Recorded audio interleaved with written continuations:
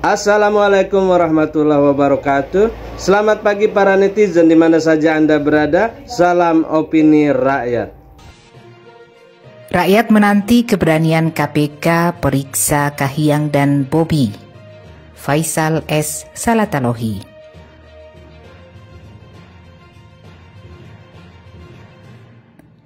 Bukan hanya Gibran dan Kaesang, anak perempuan Presiden Jokowi yang terhormat, Kahiyang Ayu dan menantunya Bobi Nasution juga ikut bermain dan memiliki bisnis tambang. Kahiyang dan suaminya belakangan diketahui memiliki perusahaan yang beroperasi di sejumlah wilayah konsesi di beberapa daerah. Sejauh ini, perusahaan keduanya bermain senyap, dikondisikan agar tertutup dari penglihatan publik. Namun begitulah barang busuk, mau disimpan, ditutup, dimanipulasi serapat, secanggih apapun akan menguap juga aroma busuknya. Kini perusahaan tambang keduanya muncul ke permukaan dan terseret dalam pusaran kasus korupsi serta gratifikasi tambang nikel dengan kode Blok Medan di Halmahera Timur, Maluku Utara. Hal ini terungkap dalam kesaksian Abdul Ghani Kasuba pada sidang lanjutan di Pengadilan Negeri Kota Ternate. Mantan Gubernur Maluku Utara yang menjadi tersangka itu mengakui terlibat dalam pengaturan izin usaha pertambangan nikel milik Kahiyang dan Bobi di Halmahera Timur. Ia menggunakan istilah Blok Medan, merujuk nama individu yang memiliki kekuatan besar dalam jaringan korupsi pengaturan izin pertambangan di Halmahera. Kode Blok Medan yang dimaksud Abdul Ghani adalah putri dan menantu Presiden Jokowi, Kahiyang dan Bobi. Istilah Blok Medan dibenarkan tersangka lainnya, yakni Kepala Dinas ESDM Provinsi Maluku Utara Suryanto Andili. Dalam kesaksiannya, Suryanto mengatakan Abdul Ghani Kasuba menggunakan kode Blok Medan sebagai penanda perusahaan nikel milik Kahiyang dan Bobi. Untuk memuluskan perizinan usaha pertambangan milik Bobi Nasution, Suryanto diajak Abdul Ghani menghadiri pertemuan dengan seorang pengusaha di Medan. Pertemuan ini dihadiri Ketua Dewan Pengurus Gerindra Maluku Utara, Muhaimin Syarif dan anak Abdul Ghani, Nazla Kasuba. Keduanya pemegang saham utama PT Prisma Lestari yang menambang di lahan seluas 1.229 hektar. Karena itulah agar kode Blok Medan terang benderang, Suryanto berharap Muhaimin terbuka menjelaskan kepada publik. Sebab Muhaimin yang juga sudah ditetapkan sebagai tersangka sangat paham seluk-beluk operasional kode Blok Medan. Jika kesaksian ini diabaikan penegak hukum terutama KPK, sama halnya dengan membenarkan adanya kolusi, korupsi dan nepotisme dinasti Jokowi yang getol memanfaatkan kekuasaannya untuk memuluskan kepentingan bisnis keluarga. Indikasi perilaku korup dalam pengaturan izin tambang dengan mengandalkan kekuatan istana seperti ini bukan hal baru. Data terakhir The Economist Maiden pada Maret 2023 menempatkan Indonesia menduduki peringkat ke-8 dunia. Hebat kan? Masuk 10 besar dunia. Secara teoritis, praktek rent seeking berkaitan erat dengan kedekatan pengusaha dan pemerintah, atau pemerintah yang mengasosiasikan dirinya sebagai pengusaha.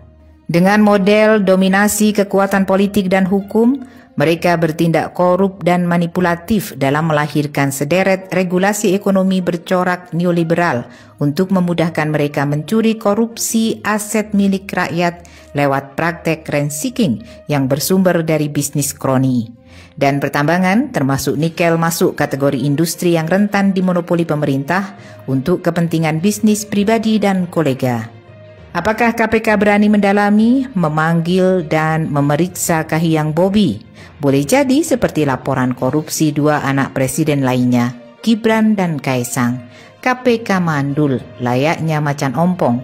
Sudah seharusnya setiap indikasi layak dipertimbangkan untuk didalami dan usut tuntas.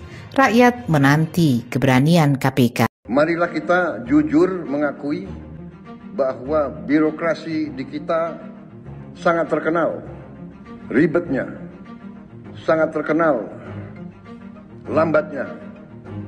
Bahkan ada pembicaraan oleh rakyat kita bahwa birokrasi pemerintah kita sering mempersulit bukan mempermudah keperluan rakyat.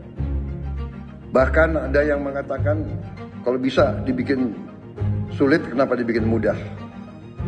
Ya, ini saya minta menteri-menteri sekarang, mari kita lebih berani, mari kita lebih tidak ragu-ragu untuk memberi pelayanan yang terbaik kepada rakyat kita. Jangan ragu-ragu kalau saudara tidak puas dengan pejabat-pejabat di bawah Anda, laporkan, segera kita ganti. Begitu banyak orang yang mau mengabdi. Tidak ada orang di sini yang kebal, yang tidak patuh, tidak bekerja keras untuk bangsa dan negara dan rakyat. Saudara, saya beri wewenang, copot segera, suruh tinggal di rumah aja daripada bikin susah kita.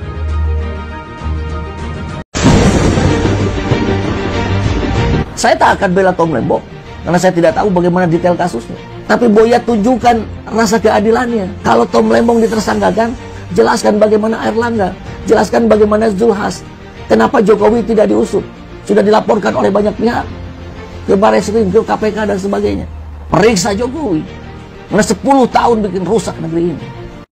Teman-teman, ibu bapak yang saya hormati, saya dapat banyak banget permohonan di media sosial saya. Siapa yang tak kenal Tom Lembong? Bukan sembarang orang, mantan Menteri Perdagangan era Jokowi yang terkenal dengan kecerdasannya, lulusan Harvard pula. Tapi ironisnya sekarang justru dia masuk ke dalam drama hukum yang penuh aroma manuver politik. Bukan hanya soal tuduhan terkait izin impor gula, tapi satu hal yang digarisbawahi publik, ternyata ada rencana yang lebih manis atau pahit di balik layar yang tak lain bertujuan mengganjal ambisi politik Anies Baswedan di 2029.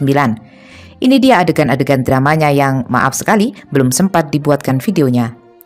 Kejaksaan Agung menuduh Lembong memberikan izin impor gula kristal sebanyak 105.000 ton, cukup untuk membanjiri dapur ibu kota selama setahun. Tapi mari kita lihat fakta di balik tuduhan ini. Ternyata aliran dana 400 miliar yang disebut-sebut merugikan negara masih dalam penyelidikan, bukan dalam penyidikan. Keduanya beda jauh. Alih-alih memiliki bukti kuat, pihak Kejagung malah mengatakan masih menelusuri aliran dana dan akan menghitung ulang kerugian negara. Dengan kata lain, ini adalah tuduhan sementara, alias belum jelas siapa sebenarnya yang menikmati duit raksasa itu. Tentu saja hal ini mengingatkan kita pada pepatah hukum di Indonesia bisa berubah bak roller coaster. Sebagian pengamat menilai kasus ini bukanlah soal hukum murni, tapi politik. Lembong dikenal dekat dengan Anies Baswedan, tokoh yang sempat dicalonkan untuk 2024, tapi harus puas menonton Prabowo melenggang. Tiba-tiba kasus gula diolah ulang setelah 9 tahun lalu. Memangnya berapa tahun kita bisa menyimpan gula sebelum menjadi kecut?